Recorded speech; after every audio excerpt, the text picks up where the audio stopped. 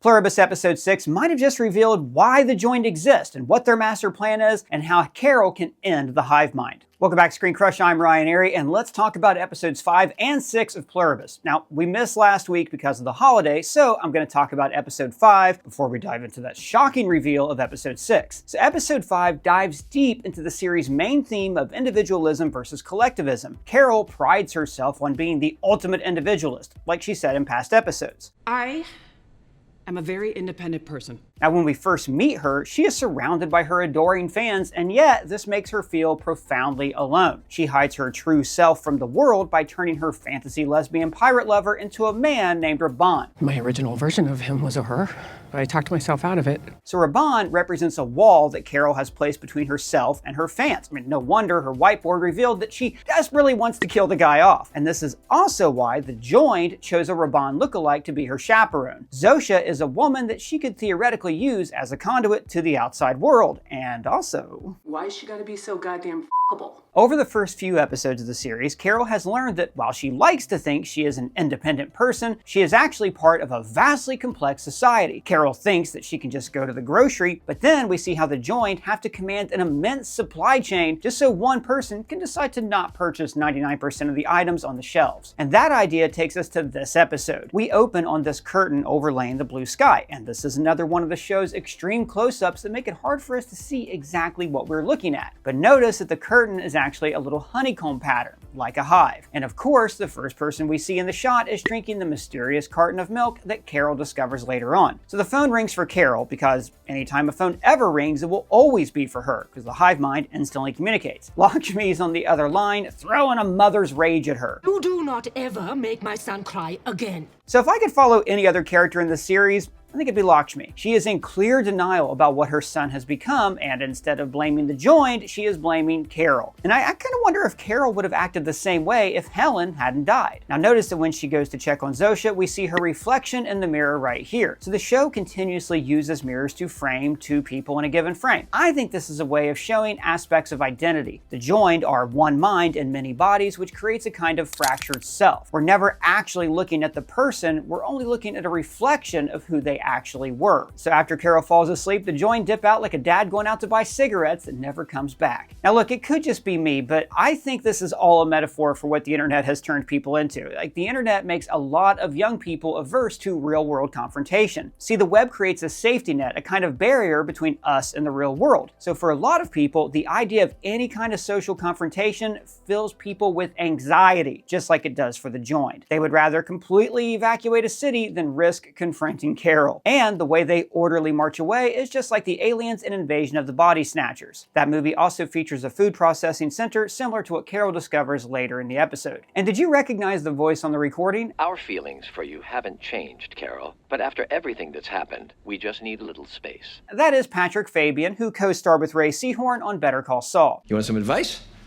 Find better lawyers. So now Carol, the ultimate individualist, is faced with ultimate solitude. Literally no one is near her for maybe hundreds of miles in any direction. So she decides to reach out in the only way she can, through videos. Again, this is similar to the internet. During the plague, we were all locked up and communicated with each other through video chats, or in our case, YouTube channels. But I think it's also important that she is using an analog recording and not using the internet. I mean, think about it. She could have easily asked for a video chat with the other. She could have asked the Join to set up the internet for her. But the series is taking care to show that Carol is totally separated from the internet, just like she is totally separated from the hive mind. Now, oh good, it's finally here. Wow, person, you got a little red sack. Is that from Tiny Santa? No, buddy, even better. Oh, I thought it was going to be Tiny Santa. No, I'm doing Christmas shopping, and this is the Campania ring by Holzkern. It's one of a kind and made from koa and gold. And also, check out my Holzkern watch. It's called Celtic Warden, and it's made out of walnut and silver. I love having Holzkern as a sponsor, especially during the holidays, because their products are a perfect, unique gift that you cannot find anywhere else. Holzkern products are small batches made specially in their workshop in Vienna. This is my all-time favorite jewelry company in the sponsor of this video, and let me just show off what else they sent me here. Now, to go with my watch, I also have this necklace called Axis, which is made of walnut. And then there's also the Balance bracelet, which is made of walnut and rose gold, delivered in a wooden box inside a seasonal green gift box and this red gift bag. And just so we're clear, there is no tiny Santa? Guys, Holzkern makes fantastic products. I mean, just look at this watch. It's made from a leaf. You cannot find anything like this anywhere else. So it makes for a great gift, either for yourself or for the holidays. So they offer free worldwide shipping from their workshop in Vienna. And if you're in the US, don't worry, they've already handled the customs fees for you. Your order will show up in 5 to 9 business days, no unexpected drama. So our code ScreenCrush will get you 15% off your order. And any order placed before December 19th is guaranteed to arrive for Christmas. Just click my link below. So guys, if you want to give a gift that is beautiful, unique, and built to last, you will not regret going to Holzkern. Hold me closer, tiny Santa. Now, back to what I was saying. So they send a drone to pick up her envelope, and the drone is another sign of the ultimate impersonal approach. Remember, Amazon wanted to replace human drivers with drones, and this also reminds me of a Bo Burnham lyric, a book on getting better, hand-delivered by a drone. There it is again. Not now, buddy, but later we'll totally sing that together. So the point is, we're seeing how basic human interaction has a technological middleman, just like talking to each other on the internet. And the drone fails, just like how technology will always fall short of real human interaction. And Carol continuously faces situations where she is reminded that no one can be an individualist and also appreciate the comforts of a modern-day society. Without a city of humans around her, coyotes are able to roam freely. So she has to request basic utilities like trash pickup and electricity. I mean, this is libertarianism taken to an extreme. And this is also highlighted by the Agatha Christie novel that Helen was apparently reading, And Then There Were None. So this is a murder mystery where people in a house are killed off one at a time, just like how Carol is slowly being whittled down to the last survivor of humanity. And then she has a breakthrough, discovering neatly placed milk cartons and trash cans. She falls into a dumpster, like Saul Goodman did twice in Better Call Saul, which then takes her to Duke City Dairy. Our imaginary friend has a city? No, Duke City is a nickname for Albuquerque. At the dairy, she walks through rows of stainless steel vats, like the meth lab vats in Gilligan's series Breaking Bad. And that night, she learns the true price of her total individualism. Her home is raided by a pack of coyotes. Unlike Carol, the coyotes have safety in numbers, and for a moment, she actually dips down a notch in the food chain. Away from there!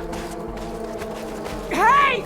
And then the coyotes go after the one thing that Carol truly cares about, her wife Helen. So did anybody else feel a total sense of terror when they were pawing at the ground? I was genuinely horrified at the idea of these coyotes dragging away Helen's body. Now, one thing I love about this series is how Carol is just a normal person. She's not a chemist. She doesn't even know how to disengage a shotgun from a cop car. So instead, she uses the cop car to rip a hole in her fence. So you can read this as a metaphor that she's learning to let her guard down. I think it's more direct. She has now removed a layer of protection from her home, and that means the coyotes will be back. Carol methodically builds Helen kind of a makeshift crypt. Gilligan and his team have experience shooting this kind of slow manual labor because this is similar to a sequence in Better Call Saul when Mike Ehrmantraut disassembles a car to look for a tracker. I also want to shout out this incredibly beautiful magic hour shot, which seems inspired by the digging scene in Raiders of the Lost Ark. Afterwards, Carol shows the true beauty of individualism when she paints an actual grave for Helen. So this is the kind of tribute that the joined would just never create, because to them, everybody who has passed is still with them. But Carol understands that the true Helen, the individual, is gone forever. And afterwards, the sight of a grave makes her death finally feel real for Carol and for us, and the show pauses a moment to let us mourn. Now, Carol may not be a chemist or a neurosurgeon, but she is clever. She has the author's knack to think like other people and work out puzzles. And frankly, I would not have thought to look for this dog food bag like she does. And then this brings us to the cliffhanger ending of episode 5, which takes us to episode 6. Now, the theme of episode 6 is loneliness, but it's also about the value in loneliness and how being lonesome makes us seek connections. So we're going to explain how that theme is reflected as we talk about the episode. Now, we start on the aftermath of Carol's shocked cliffhanger from last episode. And I want to shout out a lot of you who predicted this on our Discord server. One of our users, Patrick Gerard, even shared a subreddit theory that was dead on, even calling out the meaning of the title, HDP, which stands for Human-Derived Protein. Now, the episode begins and ends with very similar shots. They're both dark, abandoned streets. The opening shot is this perfectly still building. But notice how the sounds of the night are first interrupted by Carol's footsteps, which are accompanied by the score. The show doesn't use music very often, but when it does, it always accompanies an intense emotional moment, like the discovery of cannibalism. Director Ganja Montero stays on this same wide shot for more than 30 seconds, and it has this subtle effect on us. It tells us that we are a passive observer here. We are distant, and that distance makes Carol seem even more alone. And then we smash cut to the handheld POV shot of her camera, which is very similar to the handheld shot in the aftermath of the grenade. In both instances, the shaky cam reflects Carol's frightened emotional state. Remember, Gilligan has used this actor POV shots like this before, most notably in the pilot of Breaking Bad. Now, earlier I mentioned that this whole sequence is meant to mimic the food processing centers in movies like Invasion of the Body Snatchers. And that's the kind of alien story we're used to. You know, where the nefarious aliens arrive on Earth to eat us. They're fattening us up so they can eat us! It's just a little dusty. But I love how Gilligan takes this reveal. It's not that big of a deal. Is this about them eating people? What? Because the show is not actually about an alien invasion. It's about Carol's reaction to the invasion, because at its core, this is a show about character. And the revelation isn't that big of a surprise. I mean, if you had to guess what was under the tarp, you probably would have said people. Silent Green is people! But it is interesting to go back and look at the first couple of episodes. You know, like where Zosha is part of a crew collecting bodies, and you realize why they were placing them so neatly in a truck instead of burning or burying them. Now, I mentioned earlier that there was a subreddit post, and we couldn't find the original poster, who actually put out this entire theory, and I want to quote some of the science stated in that post. This process is called alkaline hydrolysis, or water cremation. In water cremation, the resulting corpse liquid is neutralized, which explains why the pH was an almost perfectly neutral 7.1. This same process is used to process animal carcasses into food, which explains why they are using pet food and dairy farming equipment. So the science behind all this is sound and incredibly creepy, but they gave Carol the best possible person to explain this. Hello, Carol.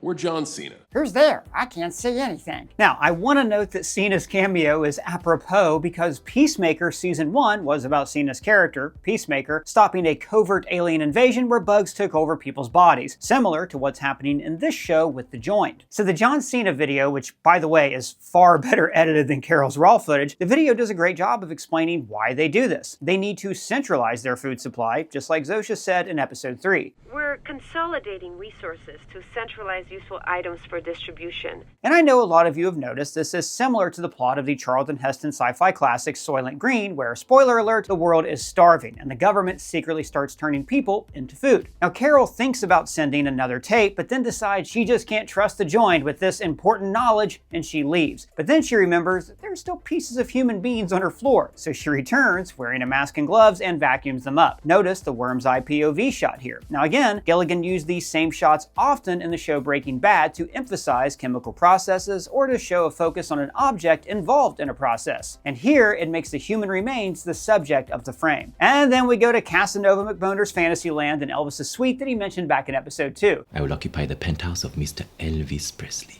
Now, I talked earlier about how Carol valued her independence, but this episode is actually about how she feels lonely without anybody to connect to. To contrast, Casanova doesn't feel lonely. He is surrounded by people, but in a sense, he is far more alone than Carol, as we see in this first sequence. So we start, again, on a single object, and this time a martini glass that is intended for Casanova as we get a tour of his mini empire. This 90-second tracking shot shows us the extent of his fantasy. He ordered everybody in this suite to pretend to have a party just so it felt more real to him when he's several rooms away. He's constructed this fantasy composed of like James Bond movies. He's wearing the white tuxedo jacket from Goldfinger, playing cards against a man in an eye patch like in Thunderball, when really this whole thing is ridiculous and it just seems like he's recreating the blackjack scene from Austin Powers. 5. I'll stay. And really think about this scene. Think about what it says about this D-bag. Why gamble? Why go through the charade? Money has no meaning anymore, and he already knows the outcome. It's been written for him, by him, and he probably ordered the Join to deal him this royal flush. And yet, this guy is so wrapped up in his solipsism and self-delusion that he can actually enjoy this whole charade. This reminds me of the Twilight Zone episode, A Nice Place to Visit, where a gangster dies and thinks he's in heaven because he gets everything he wants. But then, he gets tired of winning. But when you win every time, that ain't gambling, that's charity. And it's finally revealed. This is the bad place. But Casanova knows that it's not real, but he's still content to act like the kid in A Good Life.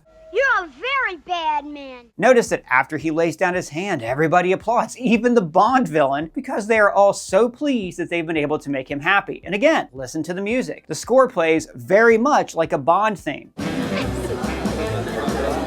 Until, when the fantasy is over, it abruptly stops because the movie's over and the ushers have to clean up for the next show. And then Carol interrupts this Biff Tannen hot tub fantasy. Now in the lobby, she walks by all of these slot machines that are still running. Even though there's no one to play them, Casanova wants this to feel like the real Vegas, so the show must go on. Casanova is also taking lessons from celebrities like John Cena. He was teaching me the sunset flip powerbomb, which is, of course, is one of Cena's signature moves. Pull! Remember, he could have actually learned this wrestling move from literally anyone on Earth, but he wanted John Cena to teach him because he wants the illusion of celebrity in his life. I just have to applaud how at every turn of this show, Gilligan and his team are always making the most interesting choices. So think about how this scene could have played out. Like when Carol makes her reveal, he could have been shocked or angry. He could have been converted to her side. Or he could have said, you know what, no, I want to keep enjoying my lifestyle. But instead, he already knows. Is this about them eating people? After the John Cena video, he says, in French, he's even more convincing. Which is funny because John Cena did learn Mandarin, which helped him form an apology video when he offended the Chinese government. And then they remind us of clues that were peppered throughout past episodes. Like when they asked Zosha if they were vegetarian, she didn't confirm, but instead she said, that would be our preference, yes. But this is not the big reveal of this episode. The big reveal is that Carol isn't allowed in their clique. You stay in touch.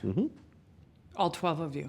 This actually hurts Carol more than the cannibalism because this isn't some alien life form that's pushing her away. It's regular people who are rejecting her. And the revelation that they are using Zoom also has to hurt. Mostly we're on Zoom.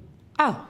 Carol has felt so isolated. She is using drones to deliver analog tapes to the others, and she's not even getting confirmation that those tapes are reaching the others. And all this time, she could have just requested a Zoom chat. In fact, the other survivors in the joint have one thing in common.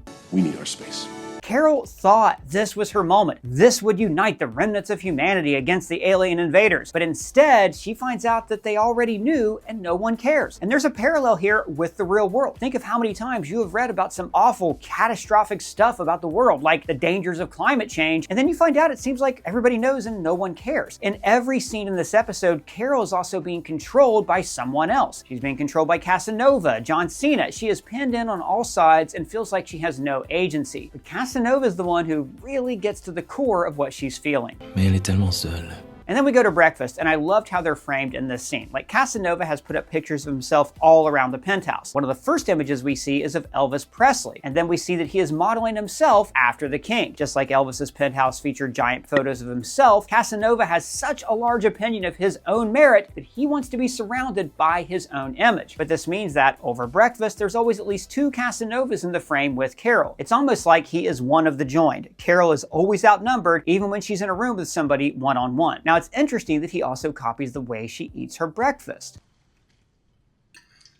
At this moment, Carol is actually giving himself something that he cannot get from the joined. The joined can never show him anything new unless he thinks to ask for it. And this is what I meant by the value of loneliness. Loneliness is actually the source of community and civilization. Being lonely makes us seek connection. And through that connection, we get love and friendship, and we learn new things. We challenge ourselves, and we become better. But Casanova will never feel lonely because he is a solipsist. He believes that for all practical purposes, he's the only real person who exists. Like Kevin in Home Alone. Exactly. And case in point, Carol does learn something important by seeking connection, that the joined cannot force her to join the hive mind. So he gets to keep living in his dumb fake paradise, but we know that he'll never help Carol because he doesn't want to threaten his power over the hive. She calls the number, once again having to listen to the whole message, which gets funnier every time we hear it. This is a recording. At the tone, you can leave a message to request anything you might need. We'll do our best. Shut up! And then once again, they communicate with her through technology. And there's a real emptiness to this exchange. She is talking to a machine, like a chatbot or those horrifying AI girlfriends. I'm really feeling number 2 here. Click. Outside, we see that he has a Porsche with a custom license plate for every day of the week. And then he offers her a way out of her loneliness, but she gives him the perfect response. They're just looking for a change of heart. And then we rewind 3 days to Manousos, the man in Paraguay who, like Carol, does not like the joint. He's still monitoring this long-wave radio, listening for any real human signal. Like Carol, he's lonely and using analog communication to try to reach somebody who is still a human being. Notice how gaunt he looks. Remember, a couple episodes ago, he rummaged through storage units so he could eat dog food. And there is an irony here that he is just like the joint. They are both rejecting food that is readily available to eat because of their principles. Now, when he starts watching the video, note the music. Greetings. I'm Carol Sturka. Some of you know me. And this is because, like in Carol's first scene, he is experiencing a swell of emotion. He was lonely, but suddenly, he has found a real human connection. So he leaves his makeshift prison behind and returns home. Just like when Carol requested the power to turn on, the joint activate the grid for him. And then he arrives home to eat, collect his atlas, and get in his car. Now there's an important contrast here with Casanova's 7 Porsches. This car is old, it's beat up, but it's his. It's a piece of shit, but it's his piece of shit. And then, to bookend the episode, we end on a deserted street as his mom comes to see him. Now notice her face is in shadow, and this is important. It's because this is not really his mother. She is part of this anonymous hive mind. She could be anybody and everybody talking to him at once. This is a we that is speaking through his mom. And his name is John Cena! And after this sweet mother's appeal, he says, Mi mamá es una cabrona. And this reminded me of a Mark Twain quote, "Go to heaven for the climate and hell for the company." The joined offer total bliss, what we imagine heaven would be like. Just wave after wave of bliss and peace and everything is perfect. But for Carol and Manousos, this perfect bliss isn't real. So he gets his own car started by popping the clutch and he's driving to Albuquerque. He's gonna drive across the ocean? Actually, Paraguay is in South America and it's one of only 2 landlocked countries on that continent, which is appropriate since Manousos is totally isolated from others. But after this episode, he is finally seeking a real human connection. Now, on our free-to-join Discord server, one of our users, PNST, who, by the way, also predicted the Soylent Green twist, they predicted that this is a precursor to an alien invasion. Now, in the chat, I kind of shot that down, but now I'm willing to say I was wrong. I can see 2 possibilities here. One, that the hive mind was created on another world and it just has a biological imperative to spread with no regard for anything else. So once that host world saturated their own planet, they broadcast the RNA sequence to space to continue spreading. Like a virus, this has no regard for anything except its own replication. But the second possibility is that this is an invasion. Some other race on another world decided that instead of destroying a planet and ruining its resources when they invade, they could infect a population with this hive mind, and then in just a few years, they would starve and whittle down their numbers. All the while, this hive mind would fix the planet's environment and restore its natural order. Which brings me to that frequency, 8613 kilohertz. Now this is a high band frequency usually reserved for maritime communication. It's like boats at sea. This is because it gives out a strong signal that can be heard over distances and it's strongest at night, when Manousos heard the signal. So why would the joined be broadcasting on this powerful, long-range system? I think this is how their messages are actually spread to each other, or it's how they originally infected the people whose DNA they couldn't reach just yet. See, I think the RNA sequence they created turns the human brains into receptors for this signal so the joined can talk to each other. This is how people in the United States are able to communicate instantly with people in the Middle East. And maybe the electrical neural activity of the brain allows people to broadcast the hive mind to each other when they are in close proximity. Remember that at first they tried to create the hive mind simply by spreading their DNA to others. But once the government discovered what they were doing, they had to accelerate their plans. And right before the world changed, there were these planes flying overhead. Yeah, it's weird, isn't it? All of them kind of parallel like that. Now, the fact that the planes were synchronized implies that they were being flown by the joined, and maybe they were broadcasting this signal while they flew to activate the hive mind. And remember, Helen was on her phone, which might have interfered with the signal and caused her death. Zosha tells us that there were around 800 million deaths worldwide, which sounds about like the number of people that would be using a cell phone at a given time, right? So maybe the process to reverse the hive mind would involve halting this signal. I mean, yeah, that's how noise-canceling headphones work. They have a microphone that detects the sine wave and then sends a counter sine wave into your ear to neutralize the sound. How do you know that? Oh, we know everything, person. So what did you guys think about this episode? How do you think they're going to be able to reverse the process, and what's the deal with this long wave frequency? Let me know your thoughts down in the comments below, or you can at me on Twitter, Blue Sky Threads, or on our free to join Discord server. All the cool kids are doing it. And don't forget to get 15% off your whole current order. Check our link out in the description. And if it's your first time here, please subscribe, smash that bell for alerts. For ScreenCrush, I'm Ryan Airy.